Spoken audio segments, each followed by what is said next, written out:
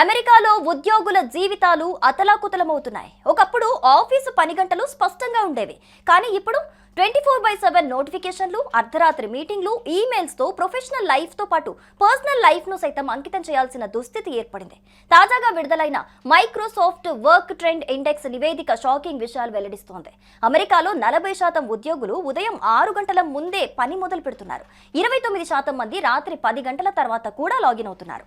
రోజుకు 117 emails, 150 teams మెసేజ్లతో ఉద్యోగులు తీవ్ర ఒత్తిడి ఎదుర్కొంటున్నారు. అమెరికాలో జాబ్ అంటే 8 నుంచి 10 గంటల పని కాదు, అదొక యుద్ధంలా ఫీల్ అవుతున్నారు. హైబ్రిడ్ రిమోట్ వర్క్ కల్చర్ ఈ సంక్షోభానికి కారణం. ఉదయం సూర్యోదయం ముందు ఈమెయిల్లు, భోజన సమయంలో టీమ్స్ చాట్లు, రాత్రి సమావేశాలు, సాయంత్రం మీటింగ్లు, అన్ని యాక్టివిటీలు గత ఏడాదితో పోలిస్తే 16% పెరిగాయి. ఇంత వర్క్ చేసి వీకెండ్స్ రిలాక్స్ అవుదామంటే అది కూడా సాధ్యం కావటం లేదు. ఫ్యామిలీ టైంకు టైమే లేదు. మైక్రోసాఫ్ట్ దీన్ని అన్లిమిటెడ్ వర్క్ అవర్స్ అంటోంది. రిమోట్ వర్క్ వల్ల ఉద్యోగులు ఆఫీస్ నుంచి విముక్తులైనా డిజిటల్ గా ఎప్పుడు కనెక్ట్ అయి బానిసలుగా మారిపోతున్నారు. ప్రతి 2 నిమిషాలకు ఒక డిస్టర్బెన్స్, రోజుకు 275 అంతరాయాలు వ్యక్తిగత జీవితంలోకి ఆఫీస్ చొరబడుతోంది. ఈ టెన్షన్ కు చెక్ పెట్టకపోతే అమెరికన్ ఉద్యోగుల జీవితాలు మరింత సంక్షోభంలోకి వెళ్ళొచ్చు.